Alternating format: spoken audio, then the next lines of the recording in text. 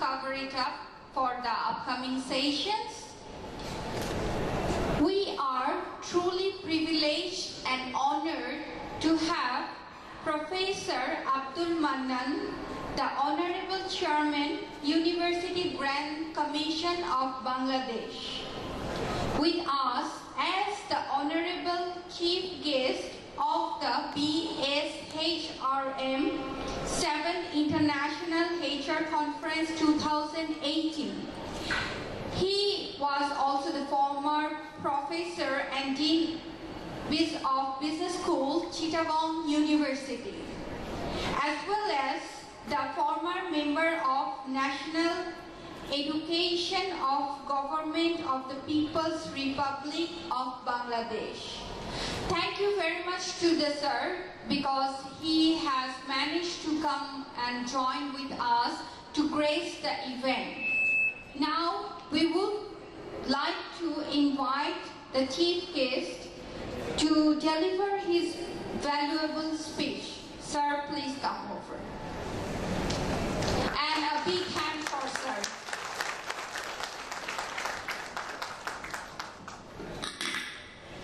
Honorable Chairman of this 7th International HR Conference of BSHRM,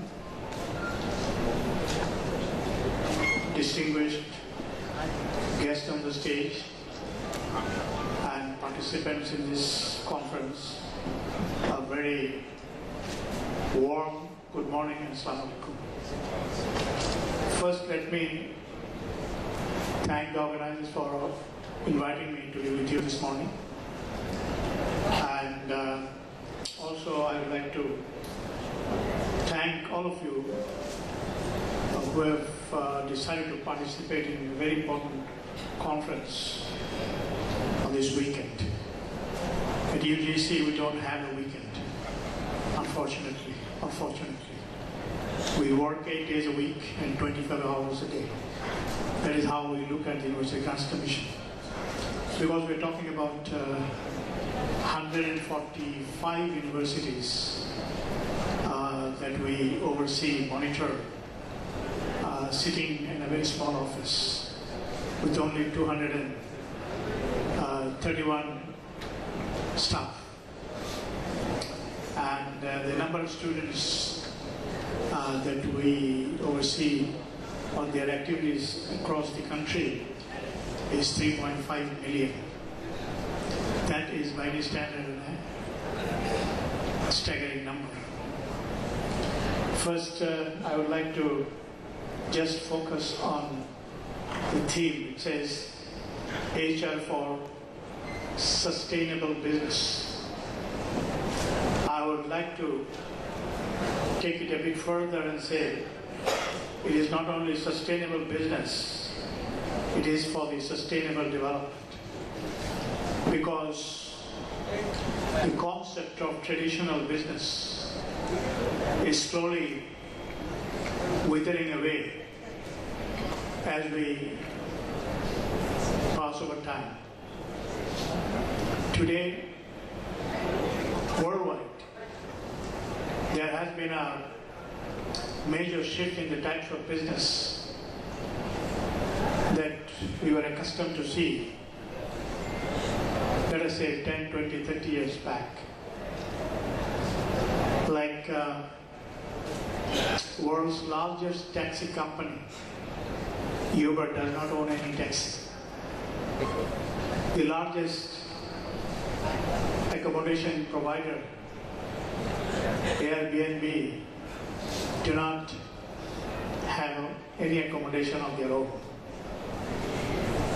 The world's largest media, Facebook, do not create any content by themselves. We create the content, and the readers across the world who has access to Facebook reads or shares whatever we have written in our Facebook accounts. So the world is going through a major shift. Even in Bangladesh, the country considers consider, let us say 40 years back, a country that was bracketed as the least developed country. Over last 4 decades, we have moved from LDC status to the first step into a developing country status. So this country has seen a lot of changes in all aspects of our life.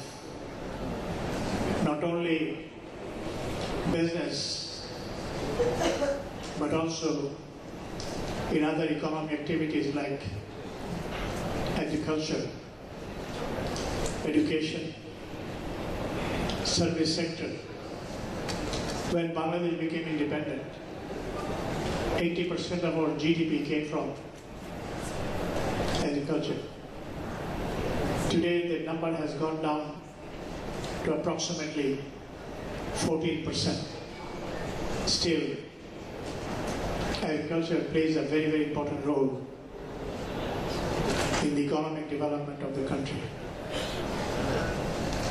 40 years back, we did not have anything like a service sector to mention of. Today, more than 50% of our GDP comes from service sector, and it is growing. And the rest comes from small and medium scale industries. Yesterday's Daily Star had a news which may be heartbreaking for those going for university education. Before that, I would like to share a recent survey done in the United States where about 200 to 300 CEOs were surveyed regarding the university and college graduates entering the job market. They unanimously said the universities have wasted 4 years of these young people. They have taught things the world does not need. And they never bothered to focus on issues the world has demand of. I usually collect paper clippings. A student from Hong Kong who was studying in Cambridge recently sued their university or the college, Cambridge Lord Ashcroft International Business School. She sued that business school, saying that at the end of her 4 years stay in this business school, according to the news, she just got a Mickey Mouse degree and learned nothing. She wanted to speak on the day of convocation or commencement. The college authorities locked her in a room so that she could not make a big noise. Now coming back to yesterday's Daily Star, Israeli, for our friends who have come from outside Bangladesh, Daily Star is one of the leading English daily in Bangladesh. It says, more graduates, jobless queues. And says in more graduates join jobless queues. And it says in 216 and 17, the rise in the unemployment amongst the university degree holders rose by 11.2%. That definitely is not a good news. And to go back, in Bangladesh, 47% of unemployed people have some sort of a degree or a certificate, according to the World Bank Economic Intelligence Unit. They either have graduated from a school or a high school or university. And according to the world's unemployment index, Bangladesh's position is 12th. Unemployment means educated unemployment. Afghanistan is 65%. India 33%. Now you have to think India has a population of 1.2 billion.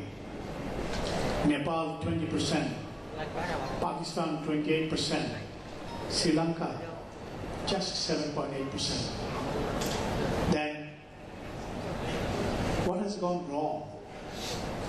What has gone wrong is a systemic problem. We create education institutions, never bother to update our curriculum, never try to find out what type of human resource the world needs, and never try to give what the job market demands. I think 3 or 4 days back, a very successful entrepreneur of Bangladesh who has, he said he has employed approximately 85,000 workers in his factory. He wanted a welder. So he was looking for a good welder and there are a lot of applicants. And unfortunately he said, when I asked them, did you do a welding job somewhere? You have a degree of engineering. The plain and simple answer was, no. We learned the welding in the classroom. Now in the classroom you don't learn welding. You learn the basics. For welding you have to go and do the welding. Then you know what welding is all about. I have traveled to Sweden 2 years back. You know, Scandinavian countries do not practically have any university education. Their education stops at 8th grade, 8th level, class 8. It is a common curriculum. The major part of the curriculum is hands-on training on application of what you have learned. You can be driving big trucks, fixing an engine, or doing some technical job. Sweden does not have any education board after class 8. If you wanted to have something like an O-level and A-level, you have to graduate under the O-level, A-level curriculum of UK. The only people who goes to the university are those who wants to be a bureaucrat. That too up to only graduation level, that is our BA level. Teachers people who wants to be primary school teachers, they are the one who goes for MA degree, because without an MA degree and a training in teaching, you cannot get into a primary school teaching. And primary school teaching is the highest paying job in all Scandinavian countries, because it says that unless your foundation is good, no amount of higher education will be meaningful. So today Bangladesh is standing in a very, what should we say, tricky situation. We have some goals to meet. The goal of 2021, where we said we will graduate into a middle income country. The goal of 2041, where we say we will become a developed country. And beyond that is 2050, where we will become the 23rd largest economy in the world. How big will be the economy? It is predicted that the economy will be approximately, what is the economy of India right now? $3+ trillion. $3+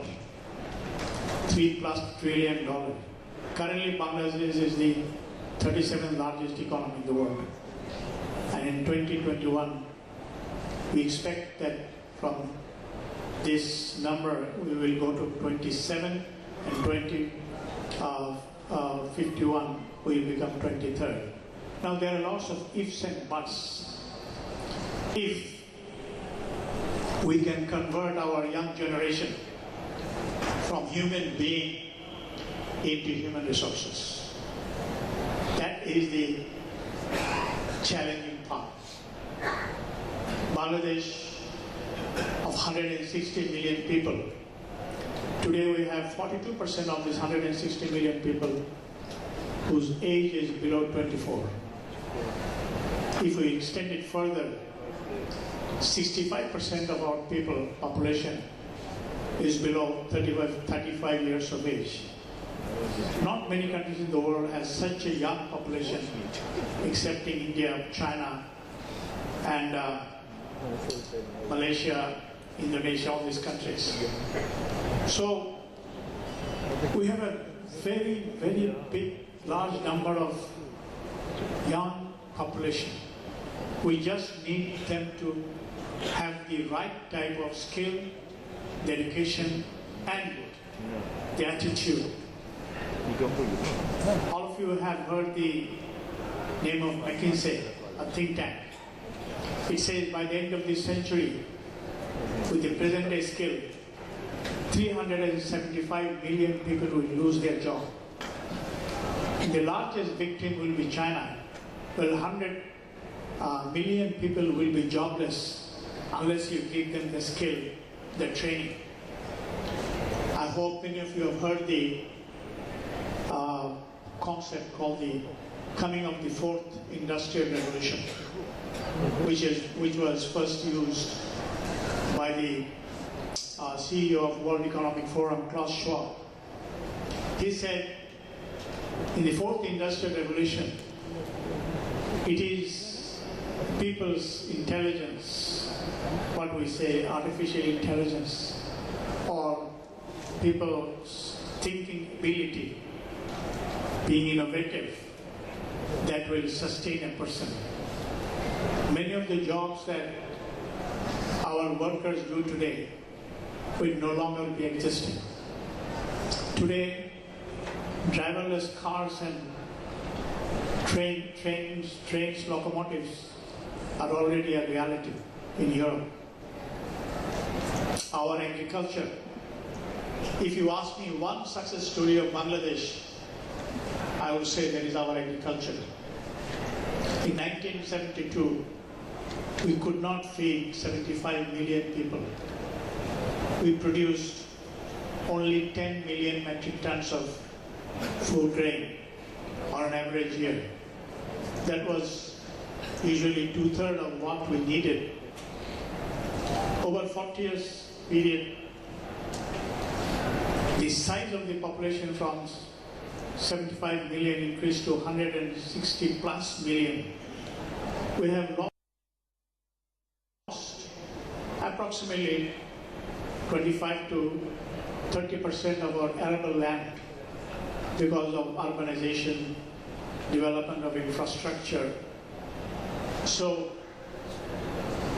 the places like this where you are sitting here, if you came here 30 years back, if you had a time machine that you could wind it back, you'd see all rice fields around this place. When I was studying in Dhaka University, I usually used to come in Gulshan. Gulshan is across the street. Gulshan had only one building that had electricity. That was ICGDRB, commonly known as Cholera Hospital. That was the only building that had electricity. And on both sides, the road was a small one-way road. And the road stopped in Gulshan Circle 1. Beyond that, there was no road. These were all rice fields. Today, The children who are growing up in Gulshan, many of them, I bet, have not seen a rice field. Okay, this is the reality. Now, Bangladesh produces enough rice. How enough? It is approximately 4 times what we produced in 1972. Today, not only we can feed our 160 million people, on a normal year, we also have a food surplus. Bangladesh is the 4th largest rice growing country in the world. And once we were an aid receiving country or relief receiving country, whenever there was a natural disaster, not uncommon in this part of the world, many countries and institutions and organizations would come with reliefs. Today in Bangladesh, there is no relief taking. Our budget, 20, 25, 30 years back, 80% of our budget was financed from aids and grants. Today, 90% of our budget comes from internal revenue sources. And out of the next 10, 8% comes from foreign aid. Only 2% comes in the form of aid and relief and other things. These are the NGOs who brings in, not the government. But that is also calculated. So today, Bangladesh, sometimes we feel proud. From a relief receiving country, we can also give reliefs to countries during times of certain natural calamities. Last year, Bangladesh at least gave relief of rice to 2 countries. I don't want to name them because they had a natural disaster. Maybe the amount was not very big. I think it was a token, 0.1 million metric tons. But what makes me feel proud, when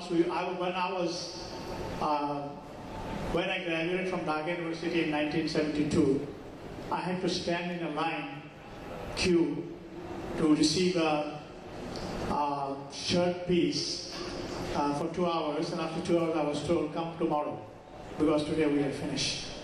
We finished our stock. Today Bangladesh is the 2nd largest garments producing country in the world. And these are our success stories.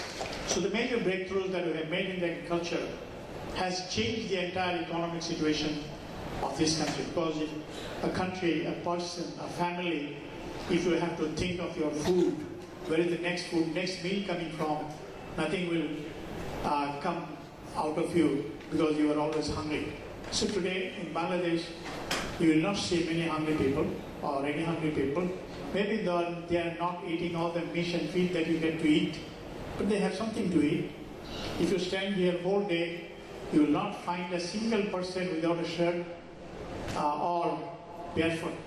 But if you could go back 20 years back, 30 years back, you will see half the people on this road having no shirt, nothing on their back, nothing in their feet. So today, that is something we feel that we have achieved. So in Bangladesh, the real heroes are our farmers, our people who work in the agricultural field. Now, having said all these things, what do we need to do? We need, instead of just selling certificates, I use the word selling certificates because I know many institutions, not only universities, private universities, but also other sort of institutions, they sell certificates, even medical certificates. They certify you that you are a doctor, and you put a nice signboard saying you are a doctor and you are a physician. So instead of selling a certificate, give skill to a person. It can be any sort of skill, because the world needs a skill. And in Bangladesh, many of you will perhaps know that Bangladesh's largest industry is the garments. About 4 million people are working in the garments. Now, The bad news is, or the news that may not be very good in next 10, 15 years' time, the recruitment in the government's factories will go down because the person working behind the stitching machine, the sewing machine, is being replaced by Jacquard machine. Jacquard machine is a machine that does the work of a human being. It was invented in 19th century in France, and it has no working hours. If a worker has 8-hour working hour, after that you get an overtime. If you don't get paid, you are on the street agitating.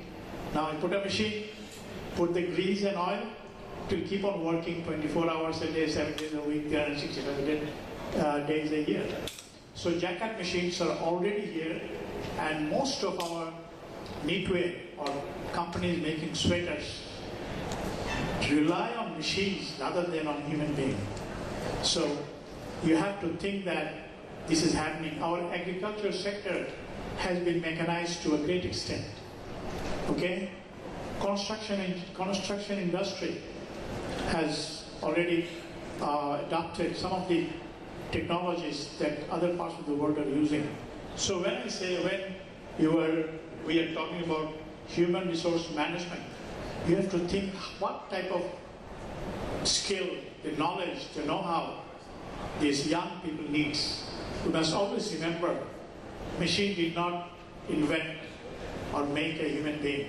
It is the human being that made the machine. So let us agree that we will transform this young human being into good, skillful, productive human resources. Not only they can serve Bangladesh, but also serve the rest of the world.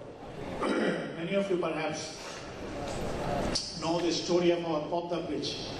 Podda Bridge is one of the longest multi-purpose bridge that is being built on one of the most mightiest river, Podda. It was originally supposed to be financed by World Bank. The World Bank had a lot of, stories to say, and even before they gave us $1, they said, we smell rats here. So they spoiled 1 year of our time. Then our Prime Minister, if you did not know our Prime Minister, she is a very courageous lady. And she is very nationalistic, very proud of the nation, very proud of her people.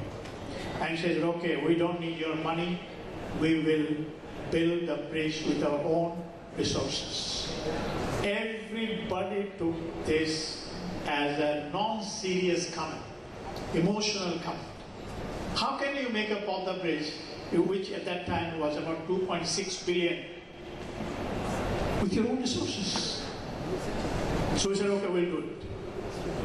So today that bridge is now 59% complete.